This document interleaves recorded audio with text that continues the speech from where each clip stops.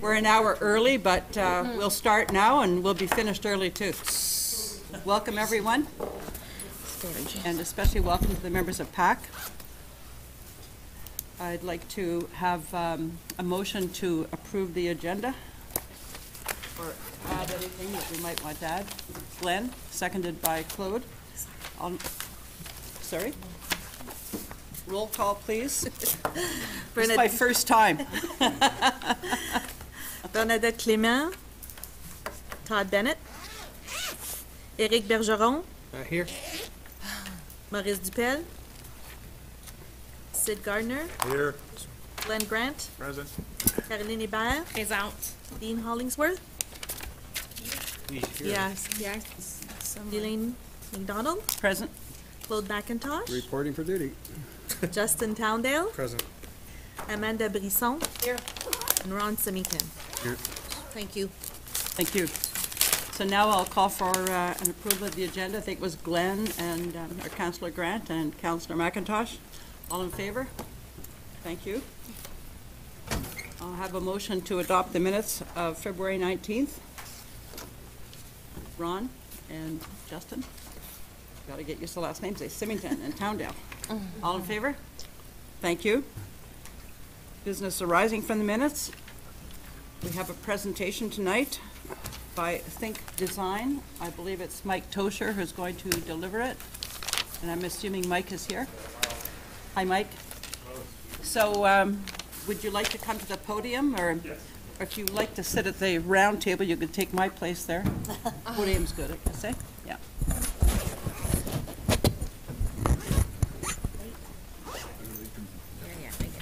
So is there any introduction to make, Mrs. Smith, on this? I think you've explained that Think Design is the consultant that's working on the rewrite of the Cornwall waterfront plan. Mike will explain the process so far that they've gone through in terms of public consultation. And I think at this point I'll hand it over to Mike. Thank you. So my name is Mike Tucker. I'm with Think Design. So we're planners and landscape architects, and we're leading the team. I've got a hopefully 20-minute presentation. I think the biggest challenge is going to be for me to keep it under that. But hopefully there'll be some time for questions, and we can get into the details if I don't cover anything here. There's 7 points up there I wanted to cover. What I really want to focus on, though, is try to get to the draft recommendations and next steps. The thing to remember the whole time as I'm talking is that all of this is going to the public on April 9th, and there'll be a lot more detail there, and we're trying to get feedback at that session on April 9th. So these are not set in stone. These are all very draft, and again, it's just an update on where things are at. So we'll take it from there. So just to remind everybody, this is building upon an update to the 2007 waterfront plan, which I guess is an update from the 1989. So there were some projects that carried over from 89 to 2007, and now we're doing an update. So about every 10 years there's an update, and so this would be, there'd be an update another 10 years after we're done in 2019. So we are providing a vision for the future of Cornwall's waterfront. This is big picture thinking, but at the same time we do want to make sure it's realistic and implementable. So we do want to look long term. We're looking beyond the 10-year horizon. Many of these things are probably not feasible within the 10 years, 15, 20, even 25 years. But we want to put those down as part of the plan, and in another 10 years we'll see how we're doing and if it can be, if these things are still in favor or maybe there's a change. So that's another thing to keep in mind. I've got a lot of recommendations I'm going to go through, and not all of those are going to happen within 10 years. A big part of what we're doing is consulting with the community and stakeholders, and you'll see that that's been a big focus to this point, and it's going to continue to be a big part of the process. And the last point there, we're trying to address a lot of different aspects to Cornwall. We want to make sure it's a Cornwall plan, it's made in Cornwall, and it's reflective of what the community needs and desires. So we started almost a year ago, in the spring of 2018. A lot of the work to date has been focused on stakeholder interviews. We've had a couple of open houses. Well, the second one was a design charrette, so that was our second one. And we're leading up to that April 9th open house. So I'll just quickly take you through the work that we've completed to date. Next slide. Yep. So the background review. So we've been meeting with the Waterfront Committee. That was our first step. We've been doing an ongoing inventory and analysis, so this is ongoing. Of course, we started the project that way, and we continue to do that as new information comes up, as recommendations need to be looked at in more detail. There's a lot of past studies and reports we've gone through, the planning context, ongoing meetings with city staff, and this is all leading to a draft summary report, which is really ongoing. So this draft is constantly being revised and updated, and it will be in the final report as part of, most likely as an appendix. So we try to put a lot of the extra information in the back in the appendix and put the meat up front. So we'll try to keep the document fairly short in terms of the main document. Stakeholder interviews. So we've met with a lot of different individuals throughout this process. So staff, council, mayor, representatives from various special interest groups and citizens. We've done so on, 4 official dates, I guess. So we did this. We've met with about 60 people so far. And so that's ongoing as well. So as new people come up, we're happy to meet with them and get their input.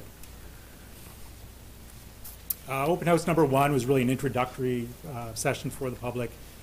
We had 86 people sign into that, and we had panels around the room introducing the project and then asking people for general feedback on the waterfront, what was important to them. The design charrette in November, that was where we really had people start to have discussions on what they would like to see on the waterfront, their recommendations.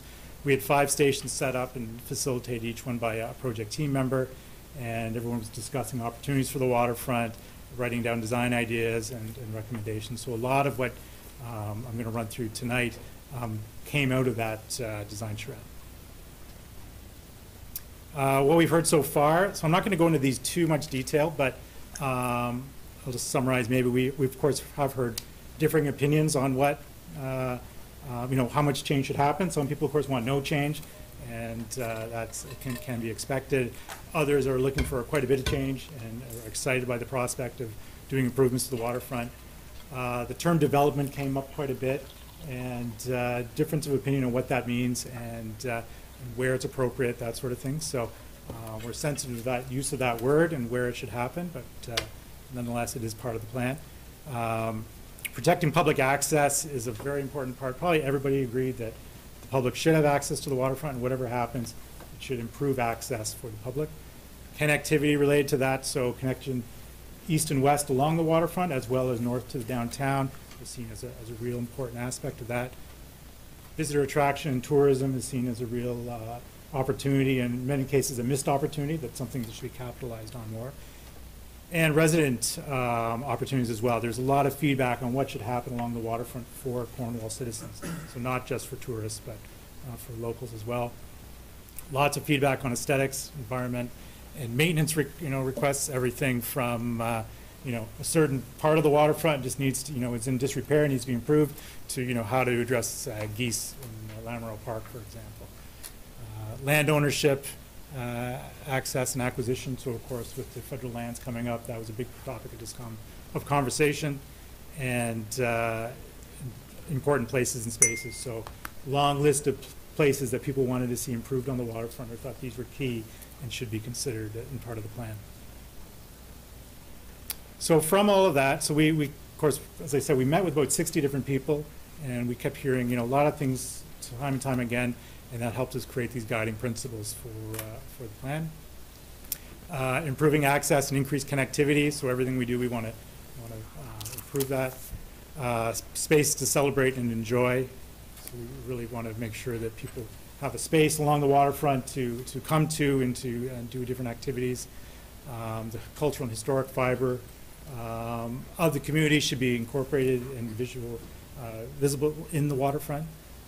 Create a magnetic waterfront. What we mean by that is reason for people to go to the waterfront, attract them there. We kept hearing time and time again that, except for maybe a couple of months in the summer, for a lot of people, they didn't see there's a real reason to go to the waterfront, and they thought this plan would help maybe address that. Related to that is activities for all seasons. We hear, of course, cold climate, opportunities to bring people down to the waterfront in the winter, promote strategic infill. So there are opportunities for development where this can happen. So being strategic about it, but of course not compromising number 1 on that list, which is improve access, increase connectivity. We've heard that loud and clear.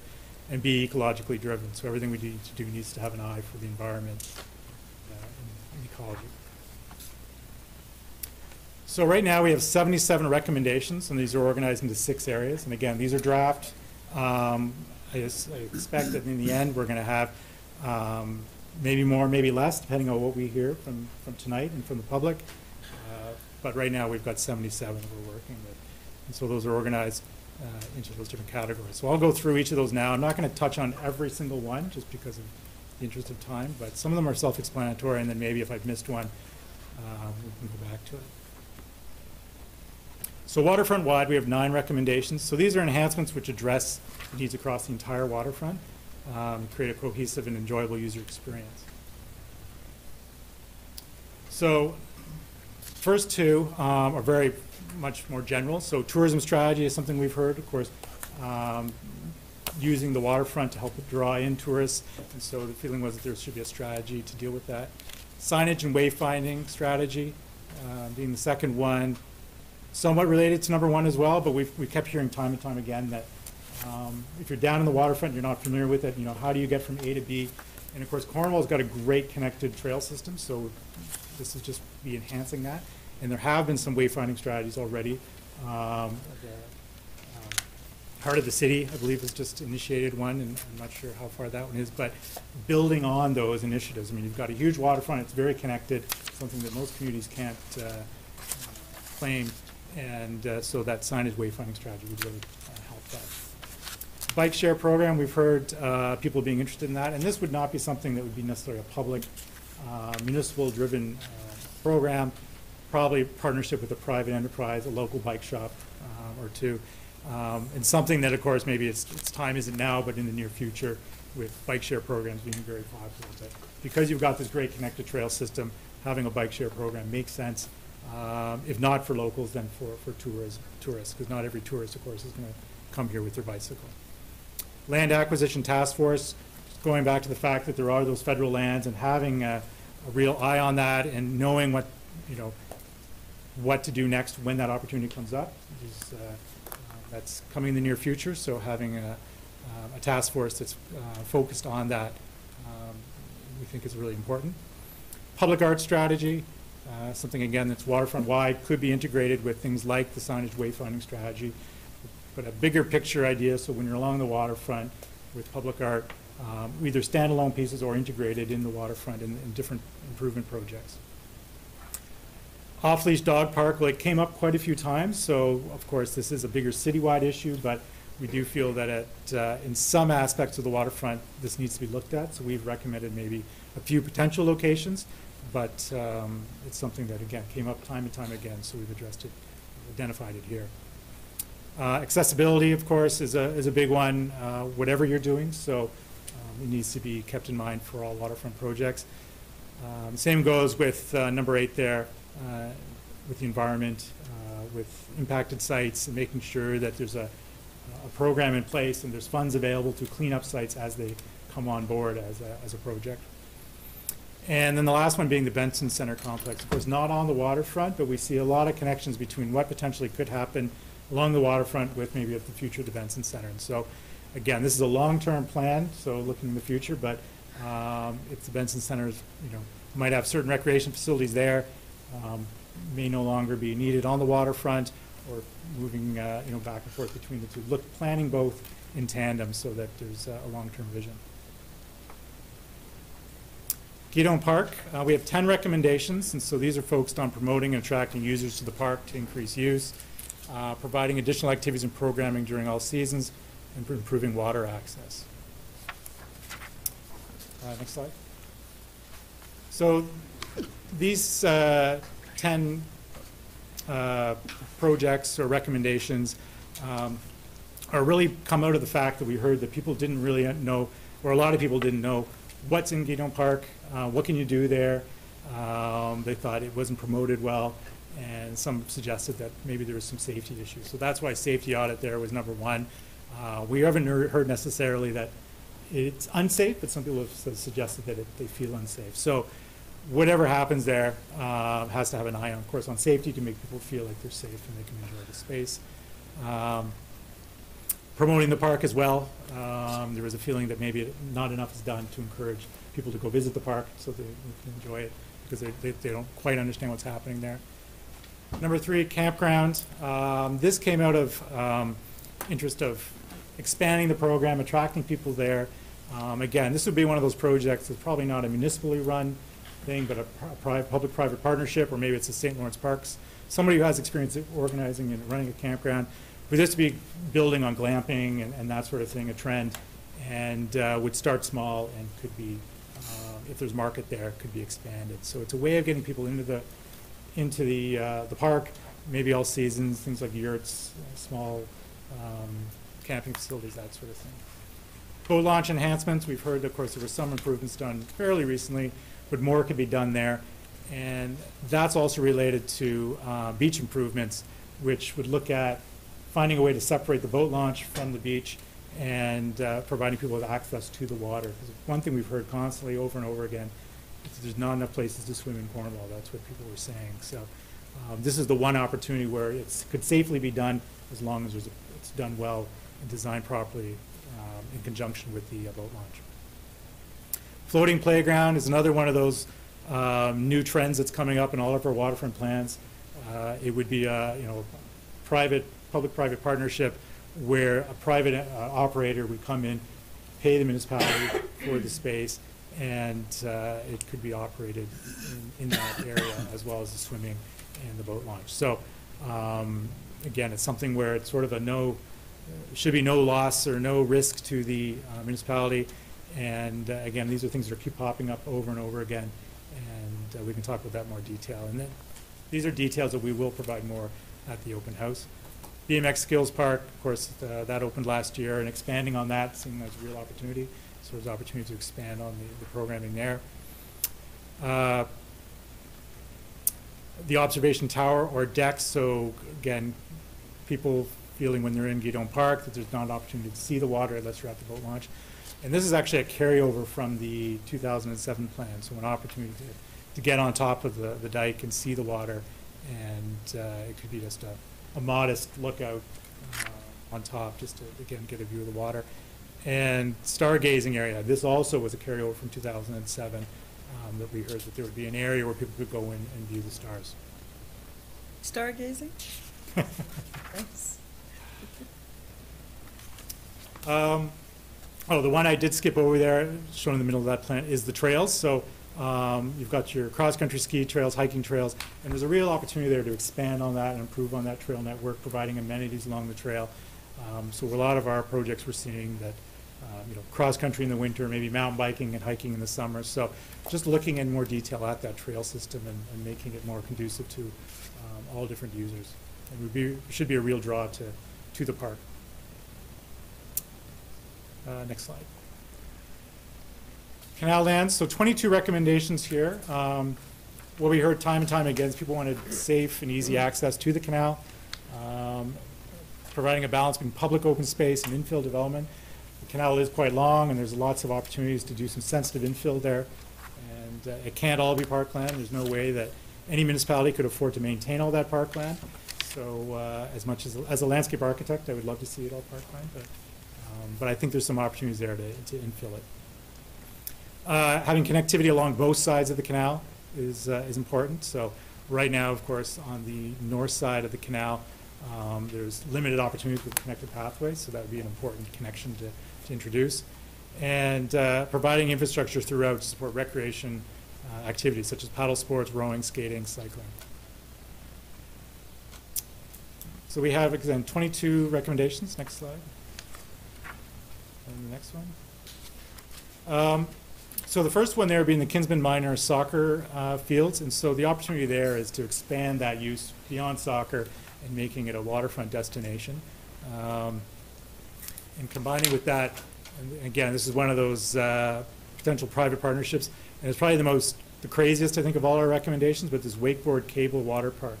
And again, these keep coming up in our projects, and they're relatively low risk for a municipality, where a private operator comes in and provides the infrastructure, and they become a real tourist draw. So the one thing about the canal lands is there's a real opportunity to provide. It's very simple. It's a cable where it's like having a water ski course, except it's on a cable and there's no boats.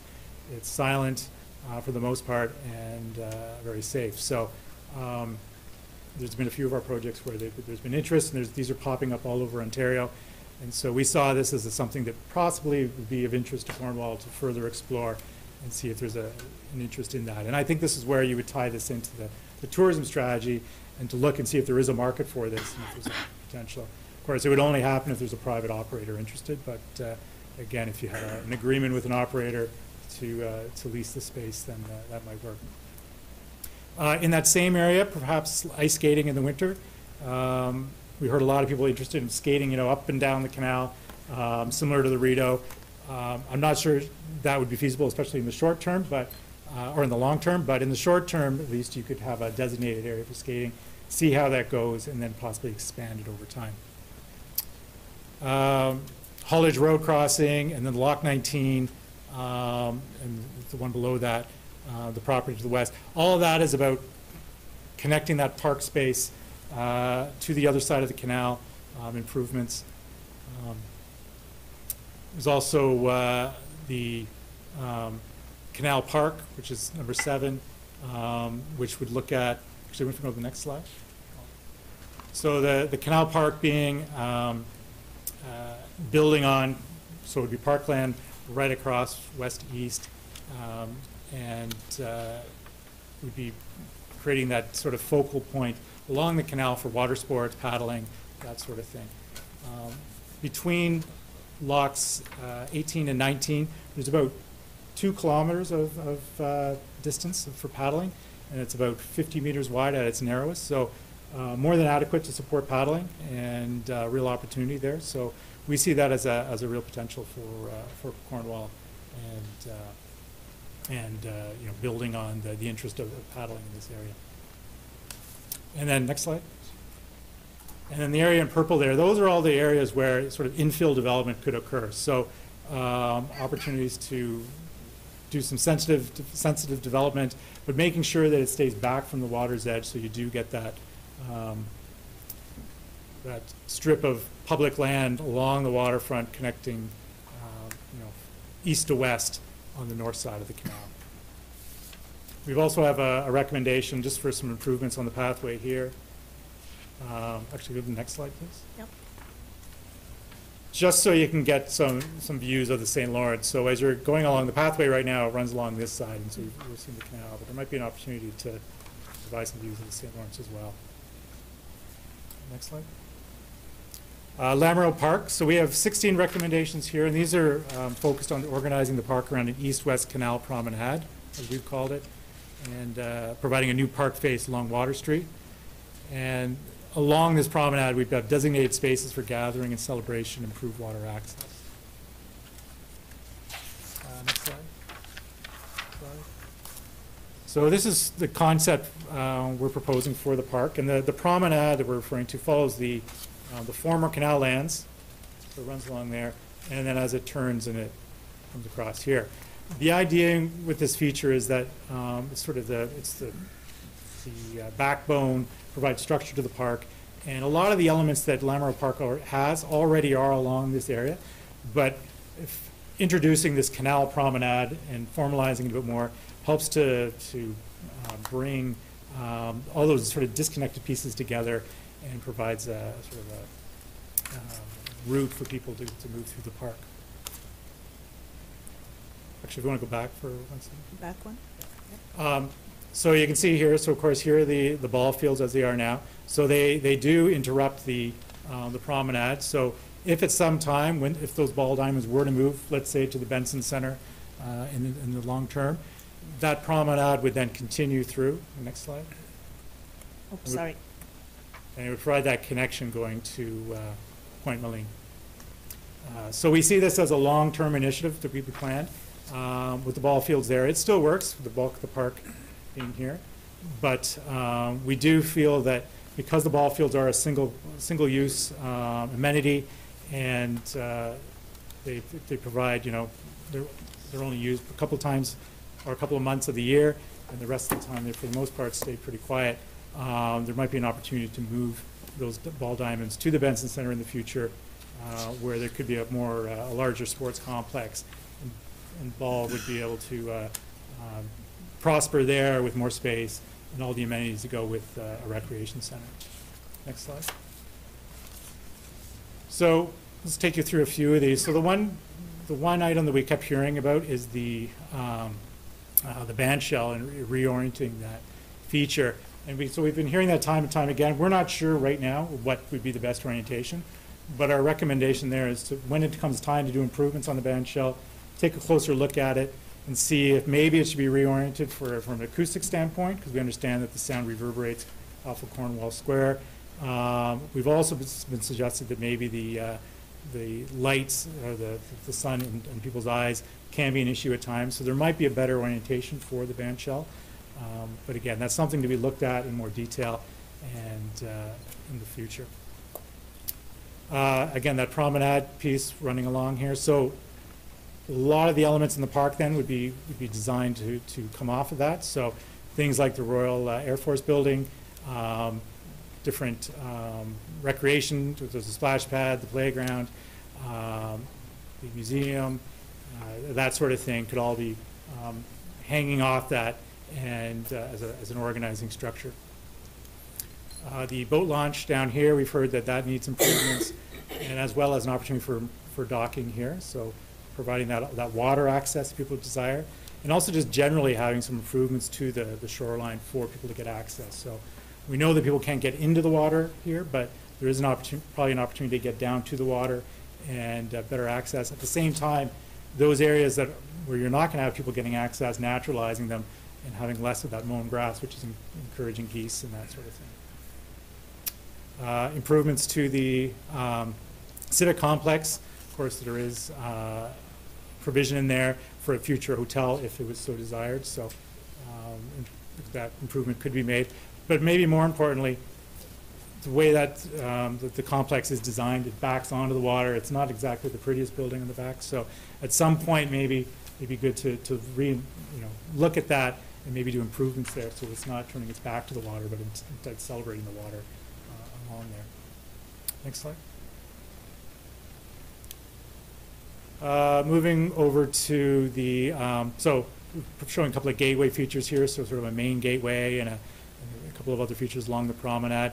And then as I noted before, the promenade stopping here, but then in the near future. Next slide. If that was to continue on through, that would take you to Point Moline and Cornwall Harbor. Next slide. So that brings us to the Harbor to College section. So there's 13 recommendations here. These are focused on Point Moline, improving connections with Lamoureux Park and Cornwall Harbor, and future development infill, so at Lamframboise and Transport Canada site. Next slide. Next slide. So here we're looking at Point Moline. So looking at improvements there, but focused on pedestrian access and views of the water, that sort of thing. On the north of that, looking at right now there's the ball fields or the t-ball fields, and we're suggesting maybe in between there's that playground doesn't appear to be used. That might be a good temporary dog off leash area down in that area, so something to be considered. Of course, from a safety standpoint and a visibility standpoint, off leash dog parks are often seen as a real benefit because people are down there at all times of day, coming and going, and there'd be a real benefit. So we did hear that this was a little bit of an isolated area that people might be less inclined to go to until the park is developed. So we thought maybe introducing an off-leash area there might benefit. To the north of that, opportunity for some infill development, the former Transport Canada lands, the Lamframboise site, so development there. And then there's a dry dock, so having some sort of park feature and celebrating that from a heritage perspective. So in this portion here, we're showing the promenade carrying through, and this provides a connection to Cornwall Harbor, some deep water docking, and a lookout at this location out into the water. Next slide. So this is showing again that long term, if the Ball Diamonds were to relocate at some point, that would then connect over to Lamoureux Park. Next slide. This is showing here Cornwall Harbor, improvements to that area, and then trail connection. So again, these all these projects will be detailed further for April 9th, to provide a little more detail for the public. The final one, east front. So we have 7 recommendations here. So these are improvements at key locations along the east section of the waterfront. And they're all to provide improved access and destination locations. So most of these are existing locations along the waterfront. So this would be just improvements at those locations. Next slide. This first one actually does not necessarily exist. This is the existing pathway, but I thought there might be an interest in having a lookout or some sort of gathering space along the pathway here in front of the school. Next slide. This one here at Anthony Street. So there's existing municipal property there. So an opportunity to provide access down to the water for a parking pad for a couple of cars and steps or access down for maybe a boat or maybe small craft, that sort of thing. But the grades are tricky there, but I thought this is something that should be explored more. Next slide. 2 projects here. So we have the existing lookout here at Glen Store. So just suggesting there should be further improvements, and I believe that's where the retaining wall is that's failing as well, that we've heard a number of times it needs to be improved. And then here being the NAV Center. So something was part of the original plan for the NAV Center, and it's shown on the model if you go into the entrance there at the NAV Center is this dock there for a boat. And the NAV Center is very interested in doing boat tours that would leave from there and go up the river and could possibly stop at Cornwall Harbor. So having that opportunity there for them to have that dock is of interest. Next slide. Again, these are 2 existing. So this is a lookout here, or not really a lookout. It's down by the water. So there's a shade structure there and near the bass spawning area, and so just some improvements there for improved accessibility. And then the old Heritage House here, we've kept hearing about that as a real wasted opportunity, and of course that's not municipally owned, but there might be an opportunity there to work with the federal government, I guess it would be, to open that up again and have that as a tourist destination. And then this last one here, so this would be at the sort of the gateway to Cornwall from the east, and there is a parking lot there and a small little sort of boat launch. We're doing improvements there as an opportunity for people coming in by bike along the trail or by boat, stopping there, having a shade structure, picnic area, that sort of thing. So next steps, I got about 8 more slides, and I just wanted to explain to you then what we're going to be doing with those recommendations as we move towards April 9th. So we've got a priority matrix that we run this through, and I'll explain that in more detail. We'll be doing a forecasting schedule, and I'll show you an example of that. And once we've got that priority list and we've forecasted it out, we'll have that draft proposal online for commenting for the public. And we'll present that to council or PAC, and we're aiming to complete the project by June of 2019. So at the open house in a few weeks, we're going to have a series of display panels illustrating all the draft recommendations, and we're going to request the community's feedback on all the recommendations. We're also going to ask them to help us determine priority for those projects. So we call that a dot exercise, and I have a slide in a moment I'll show. And we've also have a matrix we run it through to help with those priorities. So we don't just use the sort of the community voting at the public meeting, but at the public open house, we also use a matrix, but we want the public to have input on that criteria. So I'll talk about that more in a moment. And yeah, all of that helps determine the priority and order of the recommendations. So this is an example from another project we did. But basically, we have a display panel that shows the plan for an area, all the recommendations, and we give each person usually around 12 sticky dots, and that's what you can see here. And so on this project, there's a series of projects described, and they were all identified on a map or a plan, and we give them 12 dots, but of course they're going to have a choice of 77 recommendations, and they've got to really think about what they want to do with those 12 dots to give their priorities. So it also, of course, it would defeat the purpose if people came in there and had 1 dot for every project. That would take them forever. But at the same time, you don't want somebody to load all their dots on one project. So we also have a rule that you can only put one dot per project. So this information is really helpful. It sees where the priority projects are. So I can't read this from back here, but you can see these are the ones that were really, really popular projects. So not getting a dot does not mean the project doesn't move forward. It just means it's lower priority. Next slide. So that's where the priority matrix comes in. So it's a qualitative exercise using a set of criteria to score each of the recommendations. And we're going to ask the community to provide input on the scoring criteria and the weighting to be assigned. And we haven't done that a lot. We usually come with that information. And we are going to come with that, but we're going to ask people to comment on it. And that's to avoid the criticism sometimes we face when we do this, where they say, well, who determined that it should be 30% for this item? Why isn't it 40%? So if we get some feedback on that, that should help. So each of the recommendations is tested against the criteria and is assigned a score, but it is not the only factor to be considered in determining project priorities. So we also do need to look at project interdependencies. You know, maybe one project A can only happen once B and C happen or something like that. We also need to look at budget and, you know, is there maybe some maintenance that needs to happen? Is there public safety a concern or accessibility? So all of those things need to be factored in. And some of that will be addressed by the matrix, but not all of it can be considered. So here's what we're proposing right now for the matrix criteria. And I'm not going to read through them all. You can do that. But you can see we've got 10 criteria there, and we've got weighting assigned. So we're going to ask people to comment on that. They may decide that some of these aren't important. So we hear from a lot of people that one of these is not important. We may eliminate it.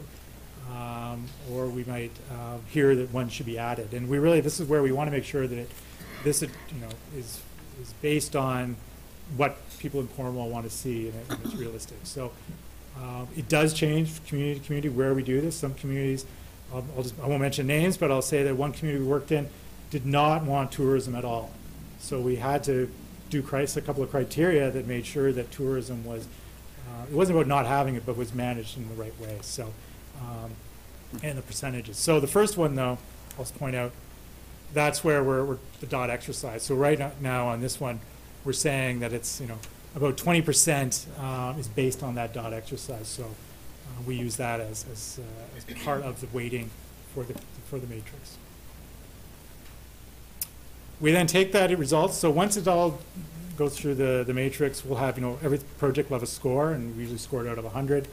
And there's a range of scores, and then we try to put that into our priority sequence schedule. And again, because you've got, let's say, 77, or maybe there's going to be 80 projects, and there's going to be a dollar figure attached to all of those. You can't do everything in year one, obviously. You're not going to have the money. You probably can't even do everything in over 10 years or 15 years. It's more like 20 to 25 years. So we'll put that into a forecast. And again, the waterfront plan is revisited after 10 years anyway. So, you know, projects are on year 11 and year 12.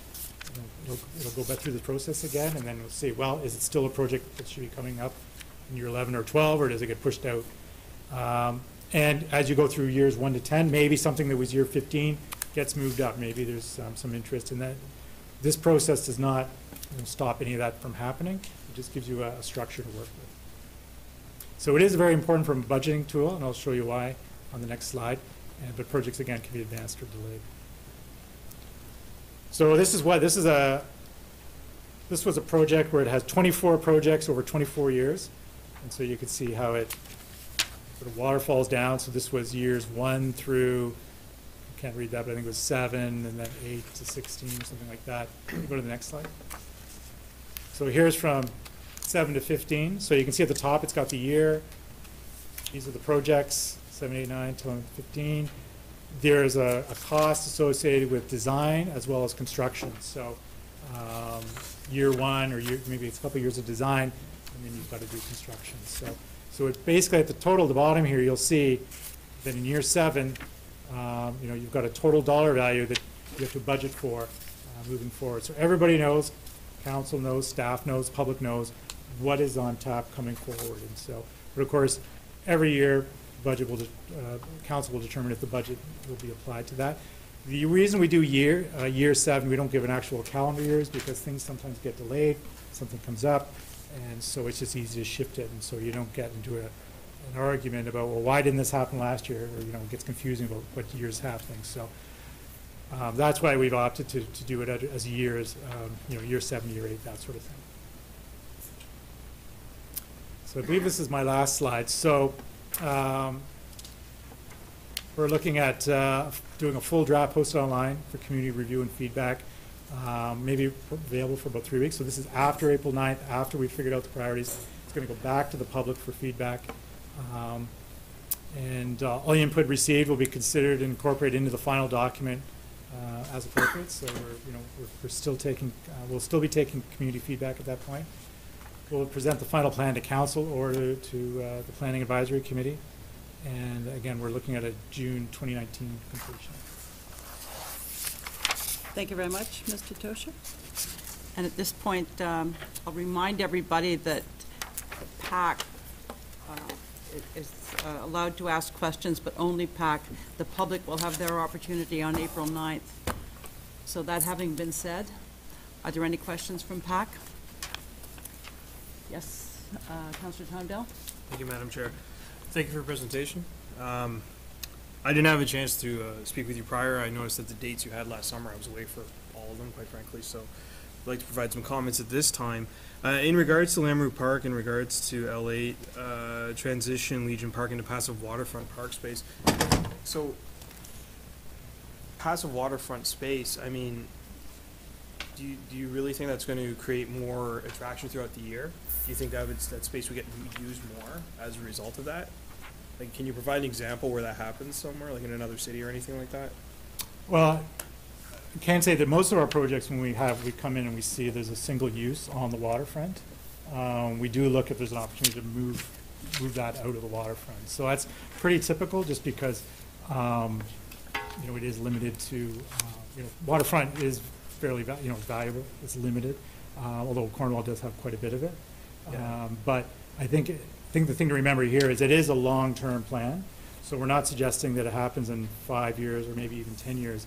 It's really about looking to the future, and if the opportunity comes up to do some major improvements for ball, and maybe there's need for more space, more diamonds. The one thing we did here was that there's a limited opportunity to run tournaments and that sort of thing with the current configuration. So there would be an opportunity if the Benson Center became something as viable, then perhaps ball is better suited there. Now, if it's not something that's there's any interest in doing, then the plan will obviously work without it. But I think there is such a small number of people that use if it's any sole purpose facility, then we do look at relocating if possible somewhere else, because ball can be played anywhere. Sorry, through you, Madam Chair. I would just continue on that point, because what you said, we do have a lot of waterfront space in the city, quite frankly. We just looked at this presentation all the way from Gaynell Park to it runs the entirety of the city borders, from our border with South Stormont to our border with South Glengarry. So I would argue that we have enough passive space, and this is technically a single-use item. However, I would also say that it does bring people to the park, especially in warmer weather, as a result. So it is a draw that is there, and without it, I honestly feel that you'd start to see a lack of usage in that area. So I don't think that it's something I would get behind. I don't think I would support it. In fact, I know I wouldn't. I mean, if there's a future opportunity down the road where we can build a better set of fields somewhere else, once they're constructed, once they're in place, maybe then, because my concern is if we start doing this, I have a concern that the fields might be taken out before something better is built, and then we end up not having anything. Yeah. I can foresee that happening, quite frankly. So I don't think this should be a priority or done at all at this time, quite frankly.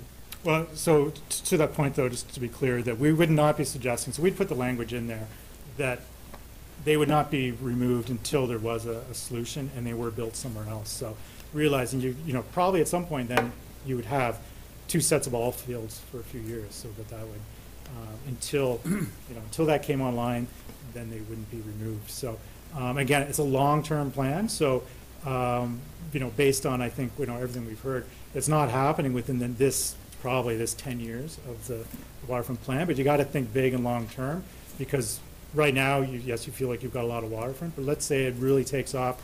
There's another opportunity for something on the waterfront that could be enjoyed by more than just people playing baseball. Then that we provide an opportunity for it. So, but very much sensitive to the fact that you're not going to want to lose ball for a period of time. So, Okay. Thank you. Councillor McIntosh? Yeah, we've gone through the ball field thing, so it ain't gonna happen too soon. This whole thing is based on the fact that we own the property. yes. We don't own the property, and we may never own the property, at least all of it, what you're talking about. Sure. So we're putting a plan together without really knowing if we're gonna be able to ever do it. Sure, which is very common in master planning. So, I mean, if you look, of course, like secondary plans, you do that, and, you may never get a hold of the land. So I think you can't be hamstrung by that Yeah, because. I get you on that one. When you talked about the harbor, you realize that we don't do anything in that harbor region without the permission of, with the cooperation of Aquasastas. Sure, And they have to agree with whatever we do on the harbor lands, Yeah. because we're partners with them. sure. That has come up in the past, and some misstatements around this table have led them to believe that we're working behind their backs. Want to get that out there, so they understand that we're not working behind them. Yeah, and I think for this plan, what you would see is that what you'd get out of it is knowing where that project sits in terms of the importance of the community. Yeah. So you may not have any, hard and fast, plans, here's what we're doing, but you might come out of it and say, okay, the public really thinks this is important, and here are some of the ideas they'd like to see happen, and when, so. A couple other points without laboring on. I always consider Water Street a barrier. When you go to Kingston, Rockville, all these places, like, sort of flows into the downtown. People come downtown and they're in the waterfront area. Here, you've got to cross that. Water Street. See, it's disconnected from the downtown. You see that as a bit of an issue? Well, I think that's why we've got the canal promenade piece there. I think that'll help alleviate some of that, having that, continuous walkway there, having things that are connected to it. So it's sort of giving that other side to Water Street. So. The Gaynell Park thing, that caught my attention because I really love that park. I spent a lot of time up there in the summer. I'd hate to see a campground go in there. Rough estimate, $2 million to put a campsite in there. You'd have to redo the roads, put in water and sewer. You'd have to, there's that barrier called the dike. You can't see any water. You'd have to put in a pool. I just think you'd have to tear down some trees. Be a lot of disruption of our own central park. I think. I don't know if you know Grenadier Park in Toronto, where, a real piece of nature right in the middle of the city. You mean High Park? The High Grenadier Park, Park? rather. Yeah, I know, I live like a block away, so I know it well. But I think the one thing we'll have to do a better job of explaining what kind of campground we mean. When we say campground, because a campground could be many different things.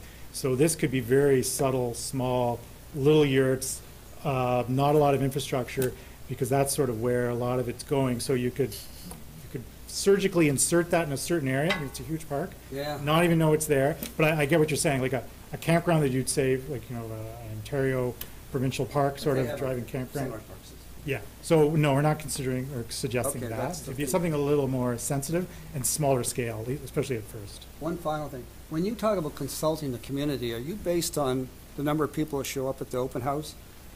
Because we're lucky sometimes. If I would say fewer than 1,000 people wouldn't even represent the community. We're talking numbers of 100, 120. Do you really think that represents the community? Well, it's a challenge for Yeah. sure. So I mean, we're using a lot of different. I don't know how you ways. get any other way. Yeah. around it. No, I mean, the only thing I guess we could potentially, although we do sometimes telephone surveys, Yeah, but on a design project, it's very hard to. yeah. Do a Because people have telephone a service. tendency not to go to these things, and when things happen, they go, wait a minute, where'd that come from? Oh, I missed the meeting, or I didn't know about it. No, exactly, and that is the challenge. Okay, it's long-term, and that's what we look at. Thanks for that. Mr. Symington? Thank you, Madam Chair. Thanks for the presentation. I have a question on the canal lands, the upper end. You mentioned that in Lamoureux Park there was a safety audit. Was there any safety, are you proposing a safety audit here? Because the canals are actually tied into emergency spillway. And at the present time, upstream of Loch 19, it's already posted by Hydro as being dangerous for water activity.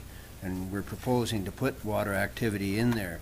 Has Hydro been consulted about whether they have safety concerns or whether there'd be an early warning system if something was to go crazy? No, we haven't got to that detail, but you're absolutely right that there'd be, Hydro would have to be consulted before, anything obviously was built. Perhaps that needs to be one of the first recommendations is a strategy to get that input and of course that's one of those examples too where most of the land is not owned by Cornwall. So depending on how that goes, that's going to impact what can be done there. But we could add that in as a first step for that project. In the same area, you talked about the Kinsman minor soccer fields. Are you talking about that in the same way as the ballparks, that they wouldn't be moved until there was a replacement park someplace else? Yeah, no, I mean, I think with the difference, of course, with soccer versus ball diamonds, owners of ball diamonds or the users don't really want other activities happening on those, so they're a little less conducive to being multi-use, multi-purpose. But if there was desire to relocate the soccer, then the park could still be used for something else. But presumably, if a Benson Center Complex project does happen, it is probably going to have some soccer, and maybe that is going to take away from some of the But soccer. in all honesty, in Canada, unless you build a structure, you can't have year-round activities in any field, at least not the same type of activities. No, but I guess what you could do, I mean, on a soccer field, you can have a one-day paddling festival or something like that without necessarily, as long as it's not a wet day, doing major damage to those fields. I mean, the fields aren't, it's different, it's different than, say, a ball diamond, right? Yeah. And the last thing, reorienting the band shell. Well, we saw here a little while ago before the blinds were put down, you couldn't look that way at all, so to turn it to the west would be a killer for anybody trying to perform on the stage. Mm-hmm. Well, as I said, we're not sure which direction would be best, but this was a comment we kept hearing from people that it should maybe look at a different orientation.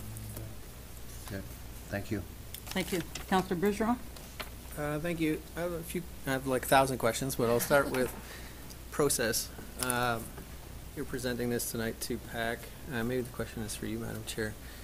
At what point do we as PAC members, are we being asked to approve this, and then at council we can pick and choose which items we want to remove? Hypothetical question, if I wanted to keep baseball diamonds, how would I go about doing that as it relates to the plan and the next steps in this? Mm-hmm. Well, I guess the next steps is it's all going to be laid out there for the public to comment on. So, normally in these situations, we just put it out there for the public and see what the feedback is.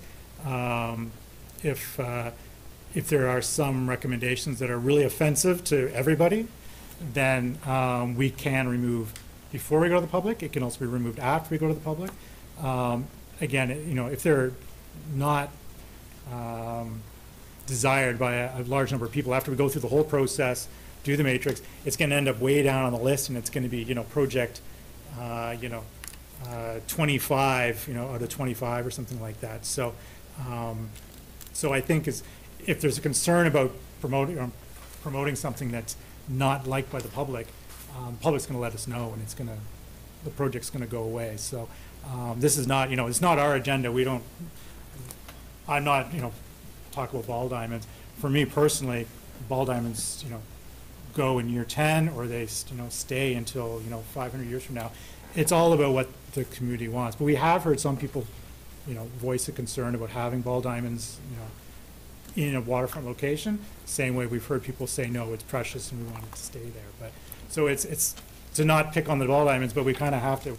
This is what we're hearing, so we put it out there and see how the public reacts.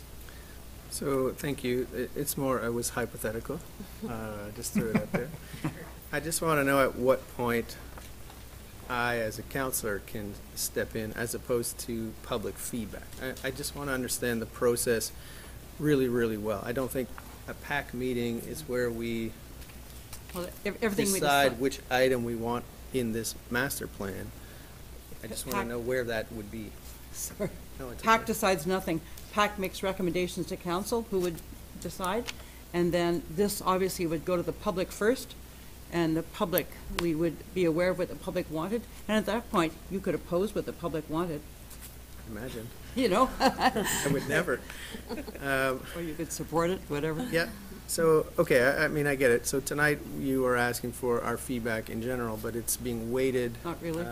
Like you're just presenting to us, and then it goes to the public, and that's when everybody gets a say in what's in this. Mhm. Nothing has been decided. This is recommendation. That's right. Okay, thank you. So that's it for you? Oh. Yep. Councillor Bear? Thank you, Madam Chair. Thank you for your presentation. I have a few questions, comments. I'm going to start with the ball diamonds, just get that over with. I'm actually a fan of the promenade that's proposed, and I'm certain we can find a creative way of bringing that promenade down to the waterfront and avoid the ball diamonds. I'm sure there's a way around it. I see that it looks pretty wide.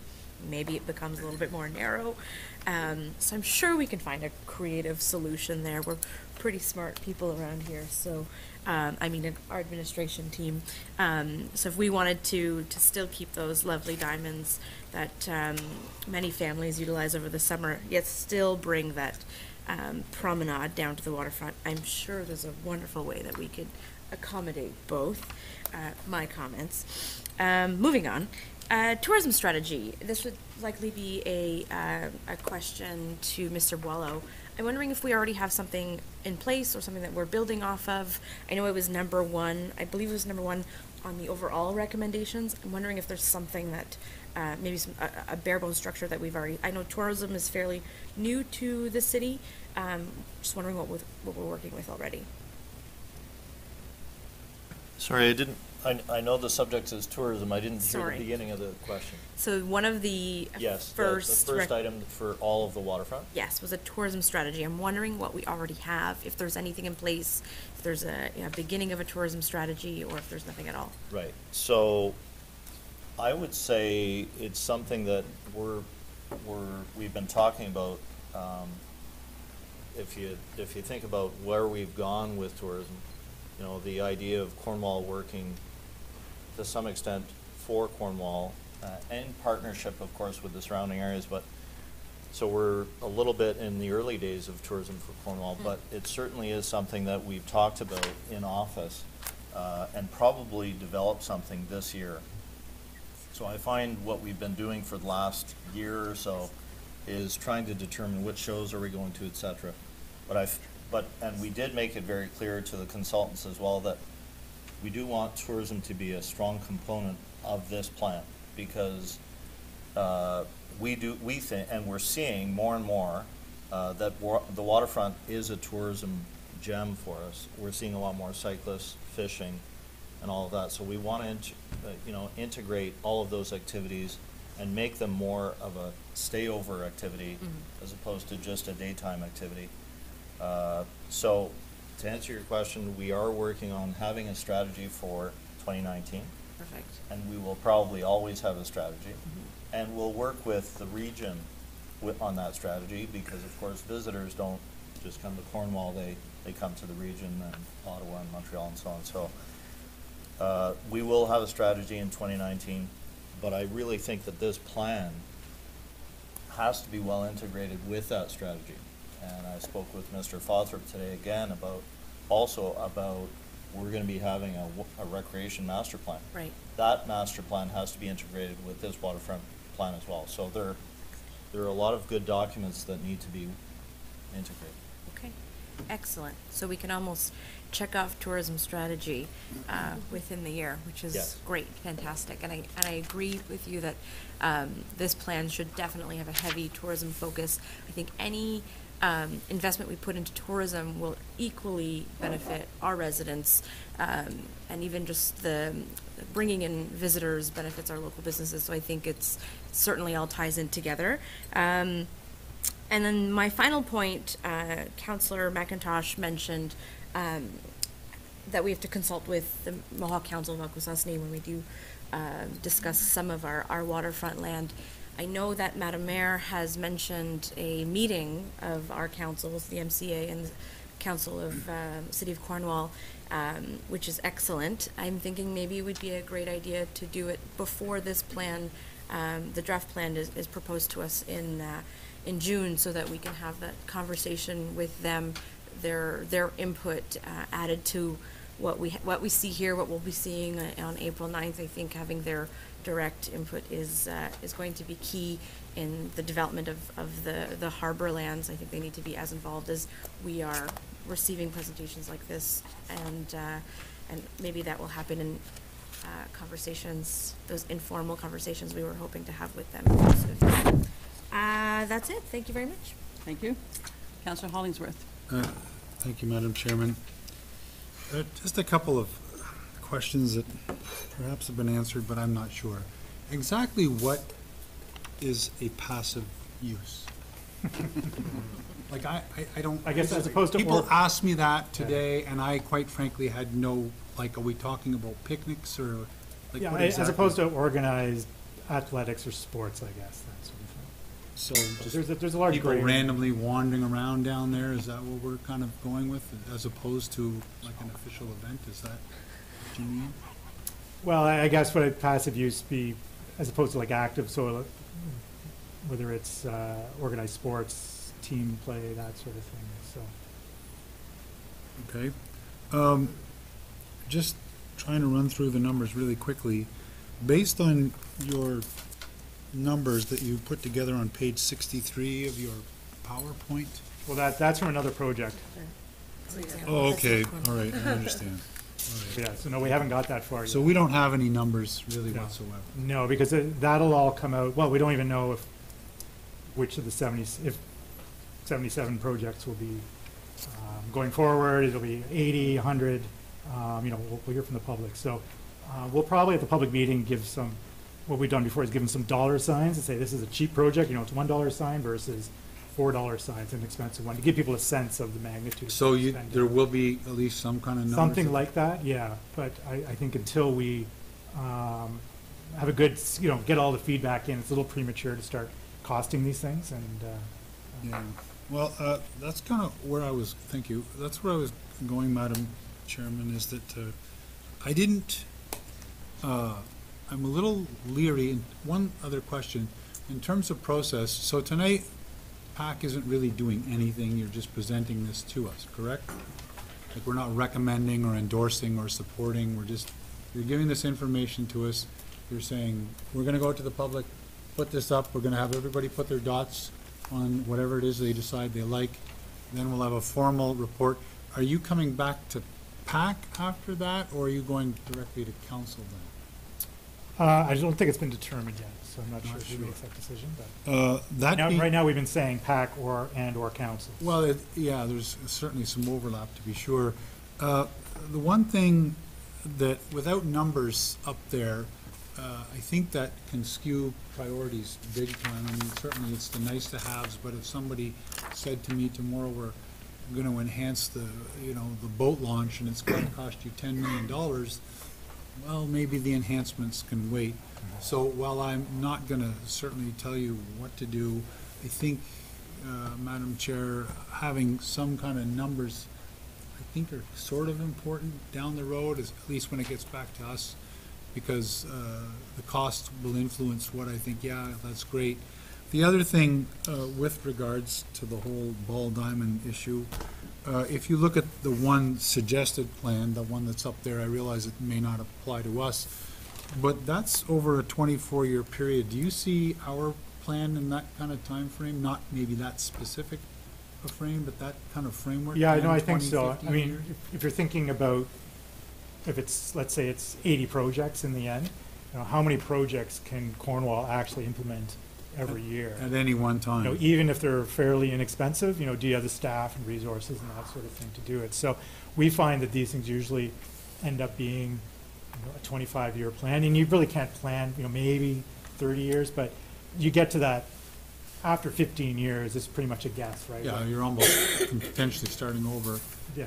Thank you. I guess my point, Madam Chair, is that some of these suggestions are so far down the road, I think people tend to panic a little bit, but we don't really have a clear idea, and we certainly would await public input, but I don't think we can start articulating what it is we really want until A, what the public wants, and B, what our numbers are. That certainly would influence decisions, I suspect. Thank you. That's all. And just to get back to process, this didn't originate with you. This is your summary of what the public already gave you last year. That's right. So we're in the middle of a process, or rather at the beginning, but still, this isn't step one. The public has already spoken, and what you're getting here is the public desires and ideas. So moving on, Councillor Grant. Thank you, Madam Chair. My first question was around the costing of, Councilor McIntosh was talking about there was nothing in actually costing the properties, but when we met with the Fed years ago, when we first started this acquisition process, we talked and put a plan to seed and said parkland should be of zero value because it's just being utilized. Nobody's profiting from it. It's going to be utilized by the community, by the rest of this country if they want to. So there should be $0 value on that. I like this plan. I think it's well thought out, and I can't wait to meet with the public later on. But one thing I want to focus on, and Councillor Hollingsworth talked about, is we're not here for our own personal wishes. We're here representing the community, and I may not like one certain part of it, but the whole plan is good, and that's what the community wants. That's where we should be traveling. We are here representing them, not ourselves, so that's where I'm coming from. Thank you. Councillor Gardner. I guess for me, it was tourism and Gaynell Park. I was bicycling down there last summer, and I had a few conversations about partnering with Akwesasne to have a longhouse down at the entrance of Gaynell Park, which would serve both summer and winter and draw tourists with artifacts and the Akwesasne folks doing their whatever dancing and all that stuff that they do with their artifacts, and also could also be used in the winter for cross-country skiing, skidooing, so it would be a hub for them to go to. That's one thing I hope you folks will look at. One of the things I don't like hearing is when I hear the ballparks are only used in the summer for 2.5 months. We can say the same for the ball fields. We can say the same for Big Ben in the winter. That's only used for 2.5, 3 months. Water parks. So that argument doesn't hold any water with me when I hear people saying it's only there for a few months. The marina is the same way. It's only for the summer. So we can't move the marina. But what I'm getting at is I'm tired of hearing those excuses for moving things. The other thing I'm really missing here, and maybe you can explain what the feedback was on any properties along the borders that you've been talking about tonight for commercial developments. Were there any discussions? Was there any feedback concerning commercial development in that area from, say, from Gaynell Park up to? Well, I mean, we all know what the one, of course, at the marina there. Yeah, that was really the only one that came up that people seem to be, for the most part, against that in terms of the public. We met with the developers of it, and of course, they were in favor of it. And some people, I shouldn't say everybody in the public, but some people were, suggesting that maybe it would be okay. But that was the only one that came up. Well, I talk about the West End mostly because when I was on the waterfront committee, I left OPG and worked my way up and actually counted the acreage that was available in the West End to be developed. And that's not a part of this plan either. Well, I mean, we've got along the canal lands, we've shown a whole swath of land that could be infill development. So there's quite a bit there that we've proposed, but there wasn't a lot of discussion. People weren't concerned about it, those areas. So. Well, I am, because it's a tax base if we build up there. Well, sure, and that's why we've shown it, because like I said at the beginning, you can't make it all parkland. It's just not feasible. So I think the areas we've shown development make a lot of sense because there's development on either side. As long as you have that, as we heard from some people, the green ribbon along the shoreline, then it's really not an issue because you don't need it all parkland. So. Thank you. Good report, by the way. Thank you. And I've got a question. If we could look at slide 18, please. 18. Oh, we're there. When you're at the boat launch, there's, I think, at least one sign warning you about the dam. I think it basically means don't paddle easterly. And the dam, if you're on Sorrel Drive and Trillium Drive, there are barriers that I think are meant to keep people from accessing the dam. So you've mentioned here increasing the use of the actual dam, I think, as a lookout, you said at one point, and increasing boat use and so on. So has safety come up here as a factor that you've? Well, safety is something that has to be looked at, for sure. Yeah, okay. So we haven't talked to OPG about this. So, I mean, I don't think we're proposing anything, except for maybe, I can see the security issue on top of the dike, maybe, depending on how that's designed. I think there's definitely a way to do it. Yeah. But you'd have to be sensitive on that one. With the boat launch, the swimming area, I think there's definitely a way that could be done without compromising safety, but again, we'd have to go through the proper channels for. Good, okay. Thank you very much. Madam And Chair? Madam Mayor. Thank you for the report. Appreciate that. I may have missed the conversation around Akwesasne, and I just wanted to follow up on some of the comments. Did you consult with Akwesasne on this, or were they involved in this process? We approached them at the beginning of the project. Okay. We didn't hear a lot back from them. They said, thanks for coming, and so they haven't seen this level of detail. I know they've expressed interest in the project from I think it was the charrette a couple of representatives came to, but we have not had a meeting with them since then, so we've kind of let the ball in their court to approach us. They know we exist and they know what we're doing, but they haven't Right. followed up. So I think, administration will have to be very deliberate about the next step. As Councillor Hébert suggested, yes, there is going to be a meeting. We don't have a date yet, but I think before that, we should probably make some more deliberate approach and have some conversation around this plan. When I look at this plan, what I feel that it should do and what it does do is that it's to spark the imagination, right? We're not going to agree with all of these plans. We're going to hate some of them, like some of them. The whole point is that it has to get the community thinking and picturing what this could be. So I think it does that.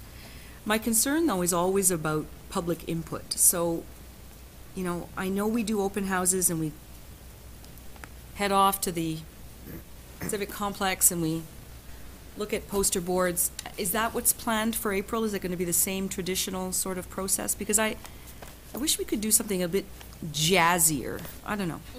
Sexier.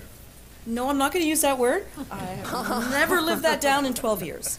So, yeah, because this is arguably one of our most important plans from a public sentiment point of view. And so this is where we want a lot of talk. We want social media people. We want everybody talking about this at some point so we get input. So is that planned for April? Do you have a handle on that? No, we haven't gotten to that level of Can you? promotion. Yeah, we can definitely look at that and see, if Okay. there's something that, makes sense that's worked in the past, for sure we can do that, or if we have to invent something, we can. Yeah. It's really interesting the way it's set out. There's some really great ideas. I think it's time for us to be very 2019 in terms of how we attract attention and public input, because that's going to be important. You heard from all the councillors that we're very concerned with how people are feeling, what people are talking about, and I've done the dot exercise. It's good, it's fine, but we've got 47,000 people here, so how do we get a lot of dots? What are we looking at? So I'm really interested in beefing that up. Yeah, there are a lot of online platforms now you can use where you can put plans and get people to comment, so it's Okay. kind of like doing the dot exercise, but from your own living room or Yeah. office. So there are those opportunities that could be done. We do hope that when this goes online, there's going to be that whole other level. We haven't been able to really put anything out there yet, Okay. but because we've been taking information in. Right, So people are kind of tired of coming and telling us, so now people are looking forward for us to say something. yeah. So that's what's happening now, so. And then you're gonna go into receiving again in Well, we reaction are, but to at this, least it's right? gonna be more two-way now, I guess, as Okay. opposed to before it was all one way for the most part, so. Okay, Ms. thank you very Brizo- much. oh, I'm sorry. No, I'm good. Ms. Brizo? I just quickly want to say that I love the plan. I really am excited about the changes that are coming to Cornwall, and I'm very positive about it. I do want to reiterate that I've heard a few times tonight that my concern is that the numbers you're getting, the number of community voices is not strong enough for us to be able to honestly approve a plan that's only been seen by a few hundred people in a community where we're sitting at 40-some thousand, right? So for me, I kind of support what you just said. I think we need to take your plan, which is great. I've read it twice now. But I think we need to make it a little bit easier for the general population to want to be a part of being a voice in it. And I do think that that is the only way we're going to get community support. Because honestly, I look at it, I love it. I'm not a sport person, so I don't have the same opinions as others on moving parks. But maybe there are people out there that really need to have a say in this, and we're not reaching them because we haven't found that niche for them yet. So personally, I just wanted to say a great plan. Thank you for presenting, but please try to get some more community involvement if you can. And Councillor Hebert, last word. Thank you, Madam Chair, for allowing me to speak a second time. Just on the note of community engagement, we tend to do these sessions at the Civic Complex in the salons. And for those who go to these events, they're going because of this event. There's really not much else going on in the basement of the Civic Complex other than that. So what if we brought these public engagement sessions to public spaces? I know the complex is a public space. However, places like the Cornwall Square, it's very simple to rent a space for a day or a couple of days at the Cornwall Square. There's already tons of people walking in and out of there daily. The folks who would go to a public engagement session at the complex will still show up at the Cornwall Square, and then we'd be able to capture all of those people who wouldn't necessarily provide their input in person, grabbing them as they walk by doing their shopping. They might be happy to have that opportunity to engage. The Civic Complex or the Cornwall Square is just an idea. There's other places in the community, but I think maybe bringing it to a more public space might be a thought instead of the Civic Complex, which I love. But I think we're forgetting a whole pocket of the population, people that don't necessarily think of putting these things in their agendas and showing up on an evening. Civic Complex. Just Thank you. thought. And now I'd ask Mrs. Smith to review the public notice requirements. Thank you, Madam Chair.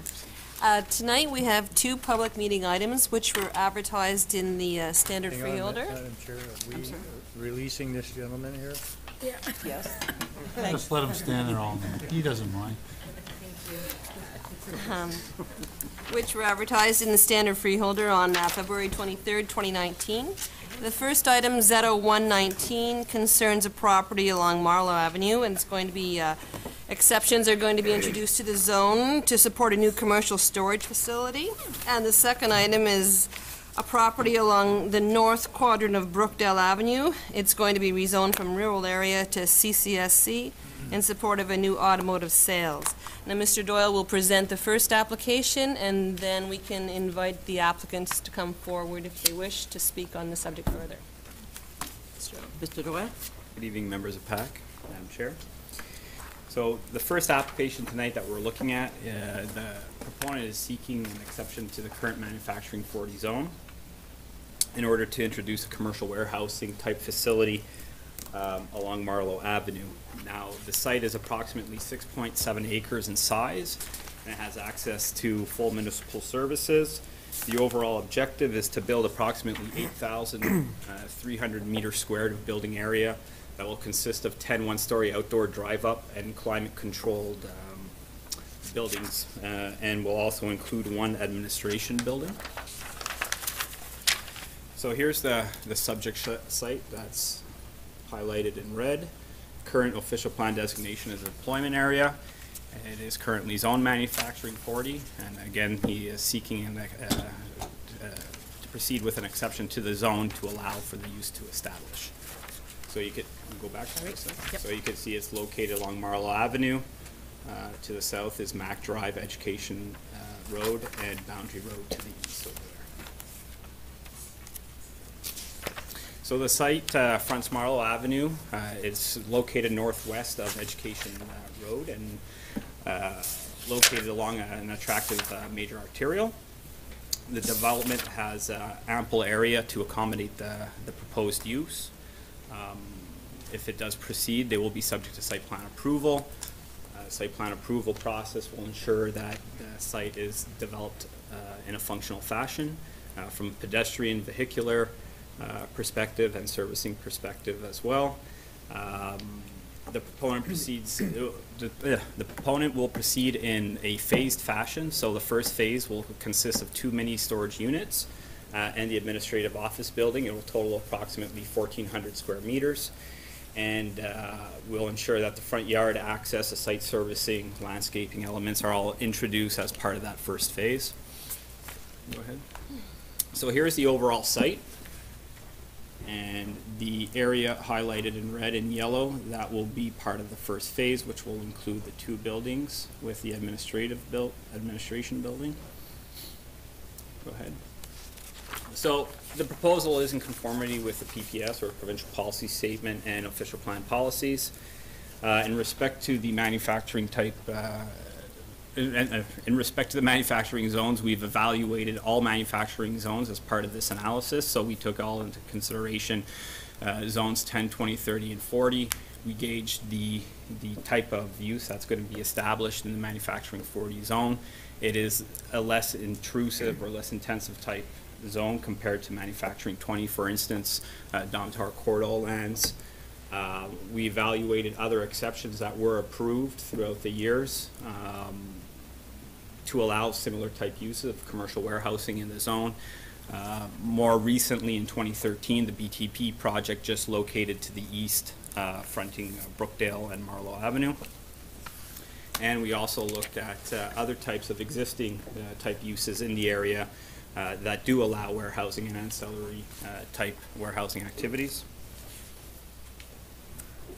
So this is the actual subject site, fronting Marlow Avenue. Currently it has a slight berm along the frontage, which will be regraded to accommodate the proposed use. So directly south is a nice forested area, both east and west of Marlow Avenue. These are the 2 abutting properties directly to the west and to the east. The east being Exactix, and to the west Evotech. To the south, Education Road, you have Villeneuve Tank, and as well as Benson Tire Warehouse storage facility. Here is a proposal of what the development may look like. The proponent has provided me these slides. It is very aesthetically pleasing and relatively attractive in my opinion. This is the second type. And this is a type of office administrative area that will be included within one of the buildings.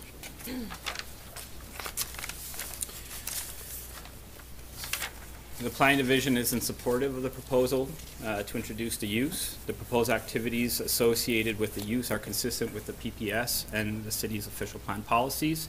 As part of the development approval process, in order to be deemed a complete application, the proponent is required to submit a number of associated studies, such as servicing, environmentals, archaeological type studies. Out of all the studies that were submitted, there was one recommendation from the or the QP, I should say, conducting the archaeological study, and he suggested that the north limit of the site proceed with a phase 2. So it's a more comprehensive study of the area. They'll do some testing of the soils to see if there's any significant archaeological items within the zone highlighted. And in the report, you'll see the actual area that's identified.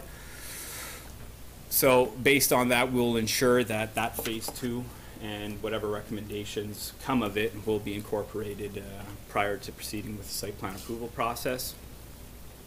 So we're supportive of the proposal. Thank you. And questions of Pat first? Usually the applicant, is your applicant speaking? Or? We have two applicants listed, Taylor Serva and Terry Landon. I see Terry, I don't know Taylor, okay.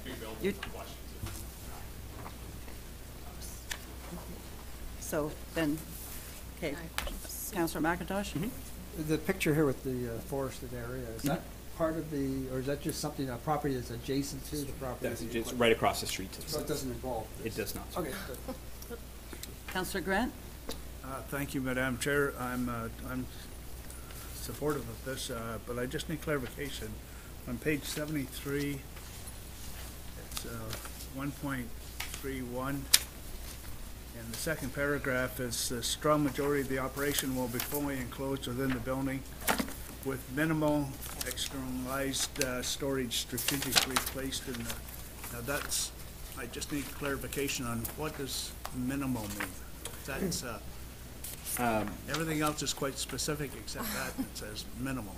Through you, Madam Chair. So far, we haven't, like during the site plan process, we're going to narrow that down. Typically, we would allow these type of externalized storage areas for these types of uses to be located behind a screen or buffered area. So to answer your question, we wouldn't allow for 3/4 of the site or half the site to be developed to allow for outdoor storage. So during the site plan process, we'll ensure that there's an adequate size that's allocated, that's buffered away from Marlowe Street, and that's hidden behind the buildings. So the site control will do that? Yes. Okay, thank you. Madam Mayor? Yeah, I always like it when the applicant is here, wearing a suit too. Just a question about the business itself and have you run this kind of business before? Why here, why there? I've run other type of real estate businesses, and Cornwall's square footage per capita on a self-storage basis is quite low relative to other markets, and there's a lack of facilities that provide modernized amenities, such as gate control access, for example, online booking, things of that nature. So just modern features. Right. So there's no other business that's doing that right now here? No, unfortunately not.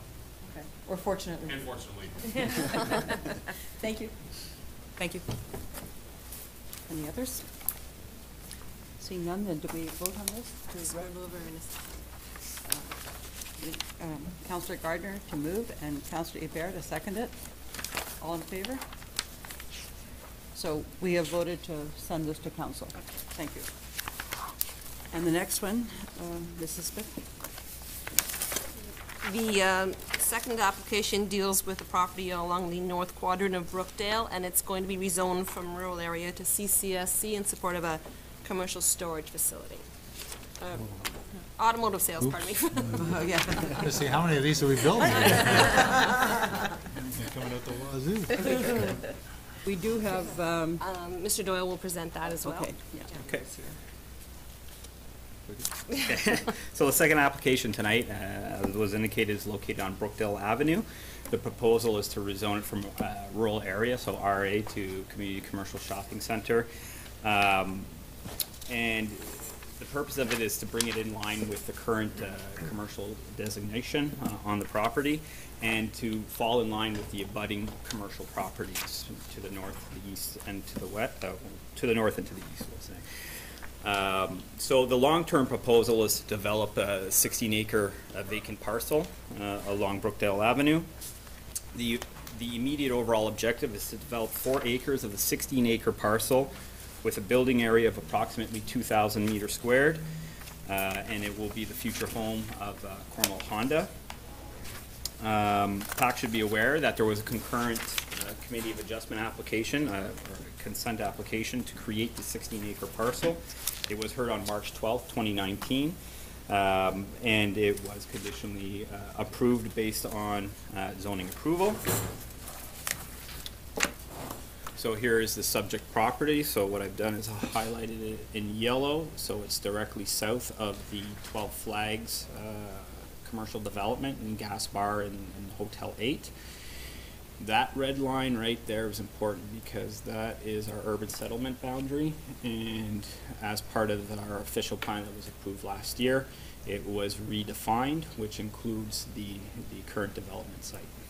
So as early as it is indicated earlier, it is located, the current designation is general commercial, and he's proceeding to rezone it from rural to community commercial. Next. So this was the plan that was submitted along with the severance application, and the entire parcel, so that's 16 acres. So this is the entire Gravely family lands right here. So this parcel was proposed to sever from the overall parcel.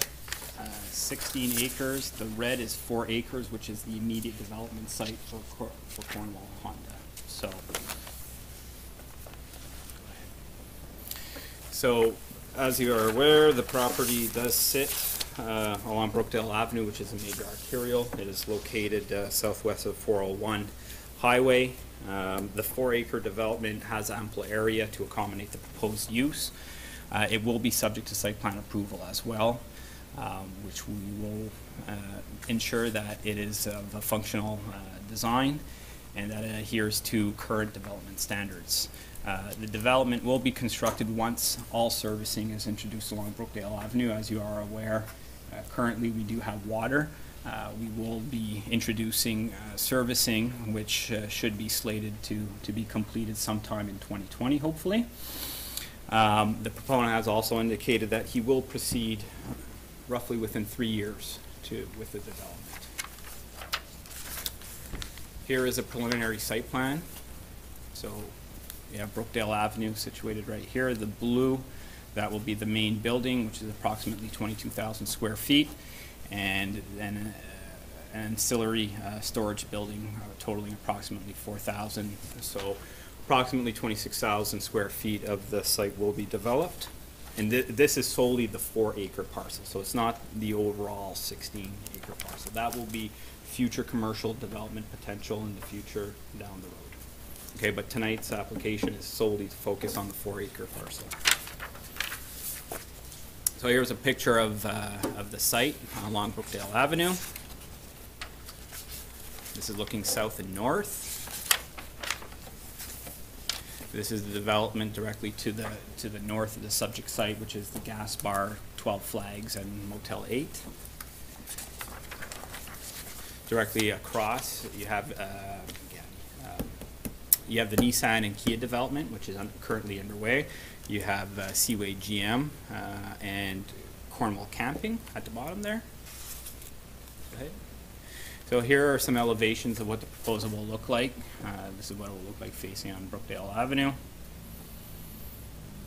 These are the north-south, east-west elevations. Go ahead. And the internal floor plan of the development.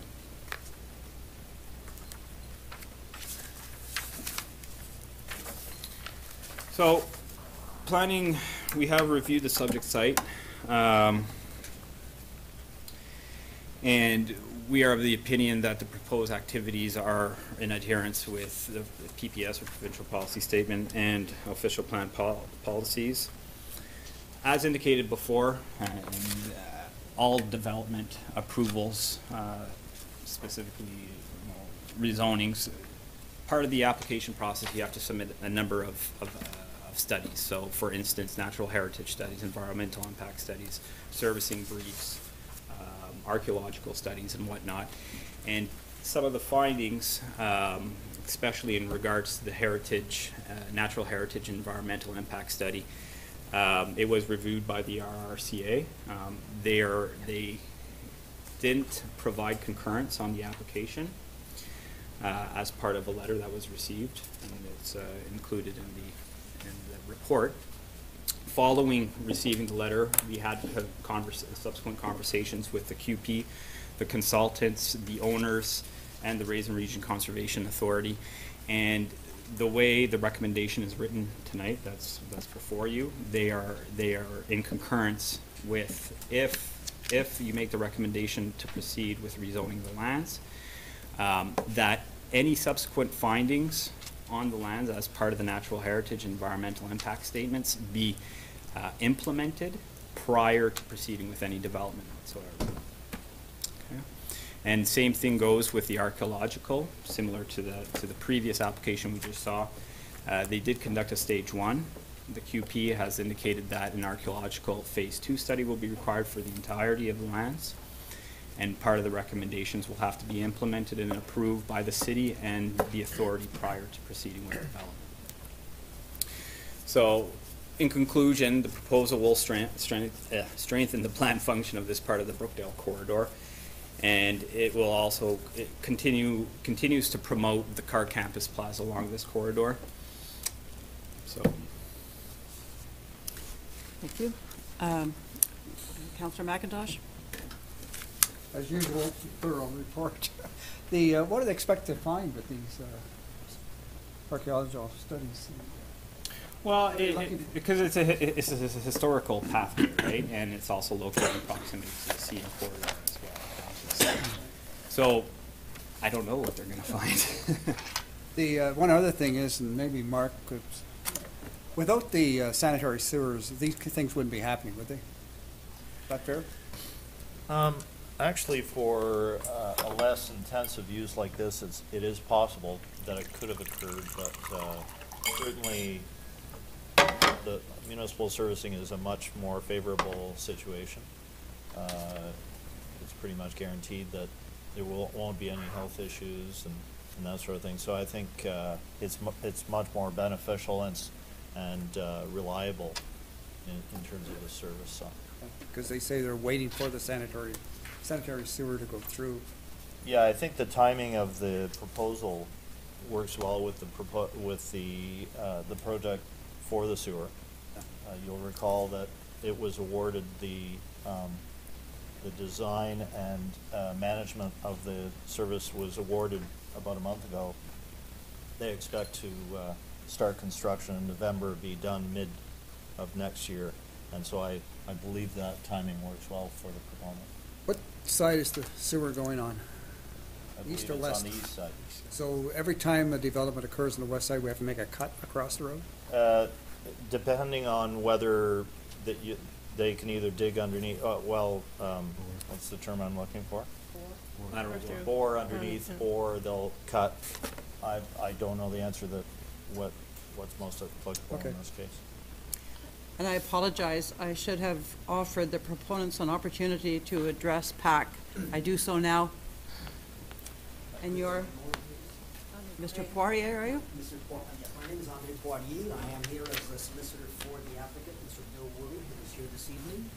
And we also have Rick Taylor, the architect from Architecture 49 from Cornwall, and Brian Gravely, who's a member of the Gravely Estate, is here to answer any questions that you might have. Obviously, I'm not here to repeat what Mr. Dill just presented, but we are in the process of acquiring the property, and as in all of these transactions, the acquisition is subject to a number of conditions.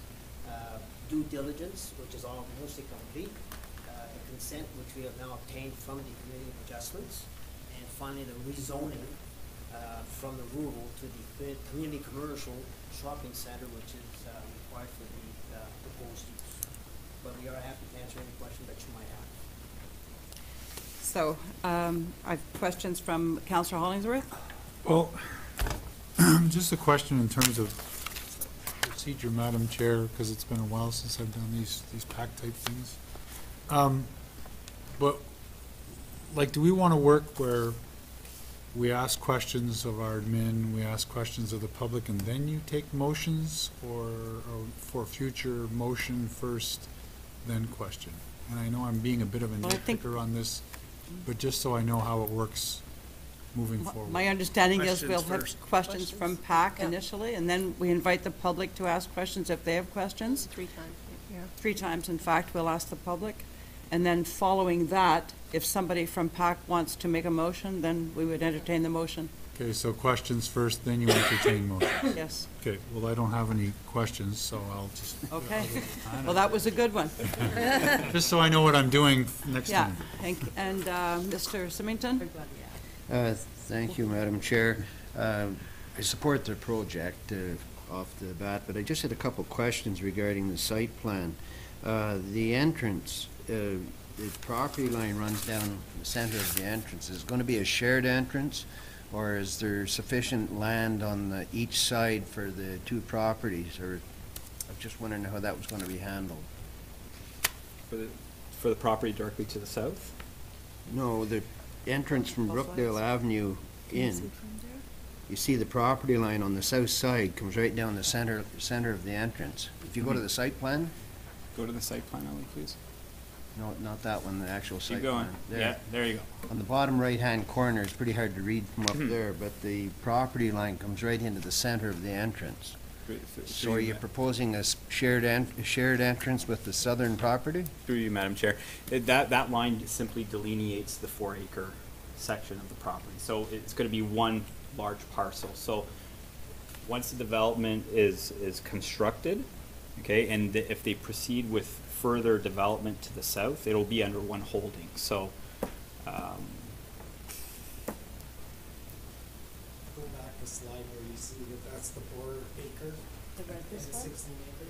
Yeah. There you go. Yeah. So that entrance is on, basically following the red line on the south. But there's still another 4 acres beside it.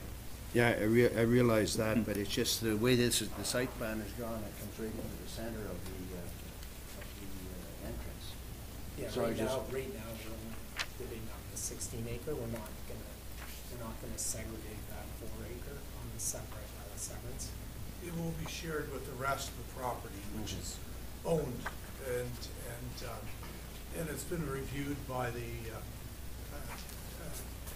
city's traffic engineer, and it seems to work well. Okay. One other small question, if I may. On the north side of the site plan, opposite the building, there's a couple of lines there. Is that an entrance going to the adjacent property, or what is that delineating? Through you, Madam Chair, I would refer that to Mr. Taylor. It's a proposed laneway into the gas station, so that when we go to gas cars, it'll be a single laneway. So when we go get gas cars, we're not actually physically taking them out on the front road. We're just kind of sneaking them in and taking them back out. And paying for the gas.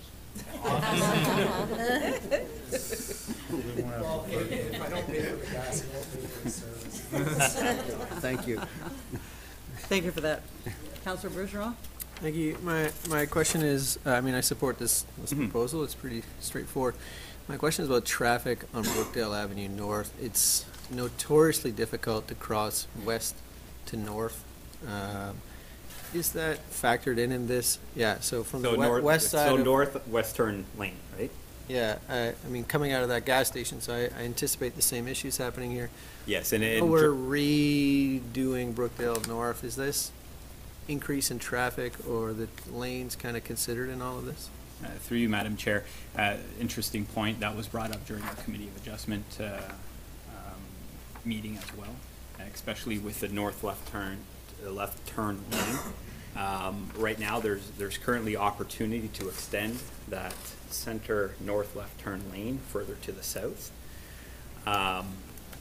Typically, during the site plan process, the traffic engineer will analyze it, and he will make suggestions how to alleviate any potential issues along that main strip, right?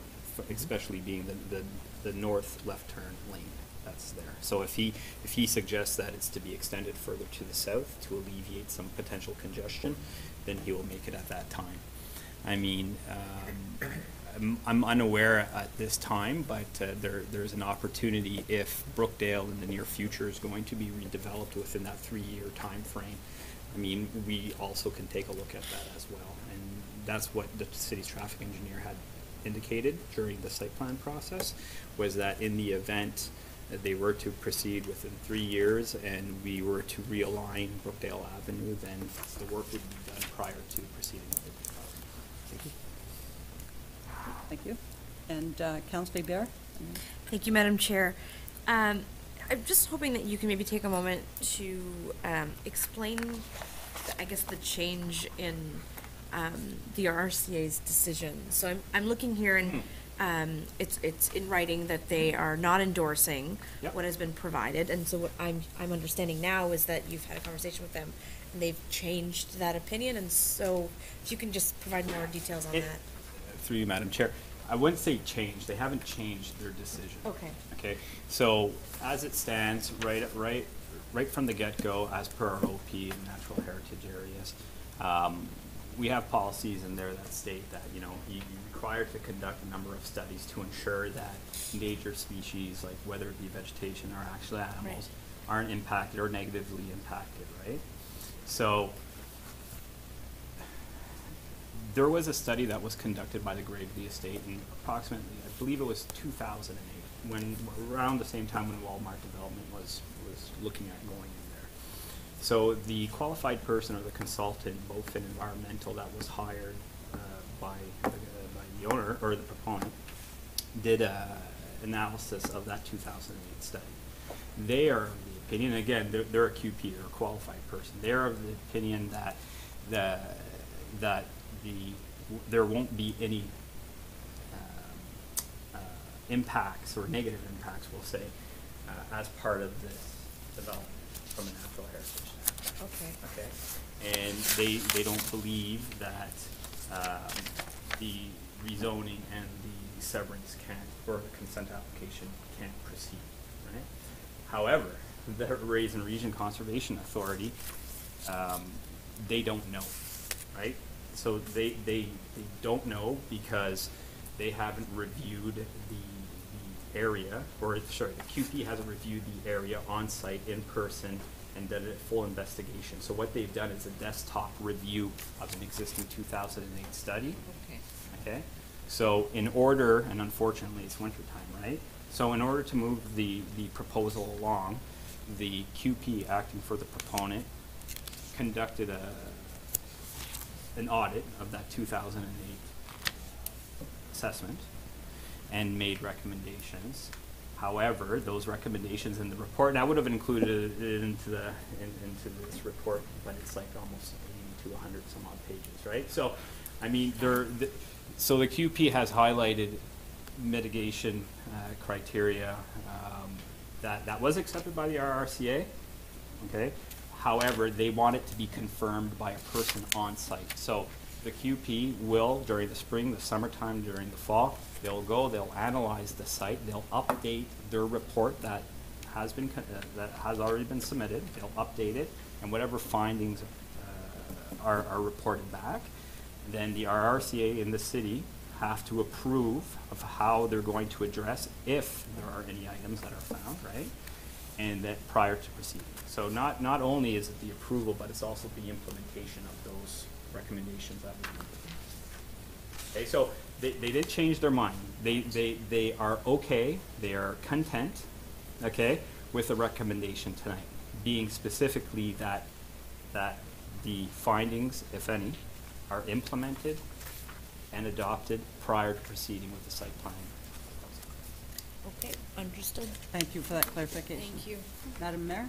Well, that was exactly my question, and thank you for that detailed answer. So I'll just say this, I know the proponent's been excited about this project for a while, so it's good to see you here. Thank you. And if there are no other questions from PAC, I'll go to the public. Are there any members of the public who wish to ask a question? 3 times. Are there any questions from the public? Would anybody from the public wish to ask a question? Seeing none? We'll move on, and I'll invite any motions from council. Councillor Towndale? Thank you, Madam Chair. I'll put forward a motion that we accept, that we endorse this plan 2000. Thank you, and Councillor Grant will stand up first, so he'll second it, and all in favor? Thank you.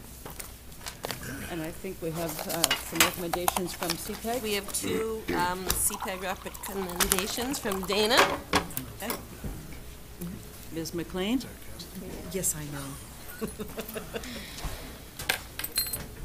He said to me, Cornwall, he said, oh, Team Cornwall, yeah, he said, that's all those guys that, I've also provided members of PAC this evening a copy of the Heart of the City Community Improvement Plan and the Brownfield Community Improvement Plan, and they're, both plans have been consolidated to May 2018. So our first application, CPAG Formal Planning Programs Evaluation Group, met on March the 7th, and we reviewed 2 addendum applications. So this meaning that these applications have been before the committee and have been approved by PAC and Council previously, so they're coming back for further requests for funding. So the first one is at 103 Sydney Street. Go ahead. And they're asking for further facade improvement grant for $4,700, and this would max them out at the $10,000 amount maximum value. Okay, the next slide. So this is a picture of the front of the building. So what they had done last summer, they were going to be repointing the brick as well as cleaning up the area. There was brush in this area, and what they did is they also put in paving stones as part of it. So they were doing the repointing. Now they're coming back to do facade improvements of replacing all of the windows. Next. And then the next application is 240 Water Street West. So this is the RCAF building. They've been before the committee previously and have pretty much used the majority of their funding for the renovations of the building. They currently now are doing some, or would hope to do work on their back patio area where they do need some engineered posts and repairs to the outside deck. So we've put that under the Parking and Landscape Enhancement Program. This is an interest-free loan. So currently the RCAF, they've had an extension on their lease with the Seaway Authority to 2023. So we've allowed the interest-free loan to go for a 5-year period for the extent of their lease. With that, they will be required engineered drawings, so they're applying for further funding under the project design grant. They need these to submit for permits. So next just shots. So this is the front of the building, just to orientate yourself, and then the back of the building. So it would be working on reshoring up and providing extra strength to the existing deck. So when the RCAF first was looking to do renovations to this building back in 2012, and they had an audit done by an independent consultant and noted all of the repairs that had to be done. This is the final repair that has to be done on the building in order to meet the requirements. As part of their lease agreement with the Seaway Authority, they are fully responsible for the maintenance of the building at their cost. Are And there any that's it. questions Just the of Ms. two. McLean? Seeing none, I'll entertain a motion. Councillor Towndale? Chair, are we doing both in one motion? Is that the intent? In the process in the past, I've kind of gone through all of the applications. We approve them under one item, and then it goes to council under one item. I put forward a motion that we recommend this project to council. Thank you. And seconded by Ms. Riza. All in favor? Thank you. If I may, Madam Chair, if anybody knew the council members have any questions with regard to the Heart of the City programs, we can discuss them over the phone. We can take some time to meet in case you have any further questions. Okay, you did a lot of work on those. Madam Mayor? Just a quick question, because I'm familiar with both those buildings and quite like both those buildings. And so Heart of the City doesn't pay for any accessibility issues, right? So if somebody wanted to make a building accessible, there are no funds for that? It could fall under the facade program. So what we have done in the past, for example, 113 Amelia Street last year, Studio C Dance Studio went in there. They had to reconfigure the front door. They did build an internal ramp instead of an external one. So they were able to get in, but again, they had to change the size of the door in order to get into the building, so that is an accessibility issue. Part of, yeah. As part of that, handicap washrooms, of course, fall under the program. When it comes to ramps, have we done ramps in the past? Yes, we have. We did one for Centre Charles-Émile Claude. Yes, On the outside, but again, it's nice to see that incorporated with further renovations of the building. So when we've come to look at these things, unfortunately, in this case, they've utilized the majority of their funding and definitely all of their grants. So under the parking and landscape enhancement, you can see this type of work being done, as well as ramps. It's an interest-free loan. It's still beneficial to the building and to the community at large, especially this type of building, or Centre Charles-Émile Claude, the amount of community that uses these buildings. So under an interest-free loan area, I think it's much easier to help them with that, because we're lending it over a period of time, and usually the time period is 10 years. So it helps them get themselves up to code, make them more accessible to the public, offer more amenities in getting people into their buildings. And they did do that through, they had an extensive ramp built at the back of the RCAF as well. And it was an engineering feat, and the guardrails, and there was extra, because it was made of concrete, you had to put that little lip edge on it so that, you know, in case the wheel slipped off, even though the guardrail is there, so there was quite extensive information that had to be done. So, thank you for that. and they get to be very expensive, the ramps. Yeah, So- Thank you. Thank you.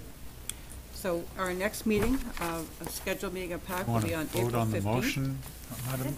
Want to vote on the motion, Madam Chair? Oh, There was a motion. Did we? sorry. Wanted to speed. Thought we did. Was Town did? I think we did. Sorry. My bad. All ready to raise my hand. I would like a motion to adjourn. There you go. It's not my day. Councilor McIntosh and Griesel.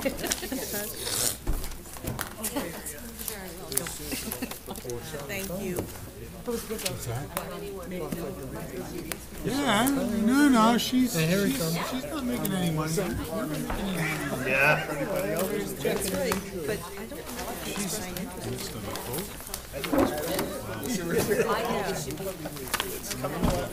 I'll check with her.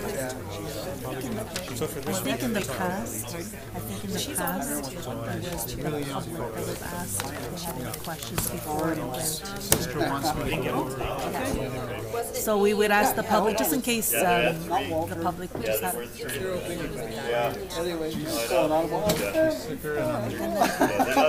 We can do that. No, I know it's my decision. Next time I will.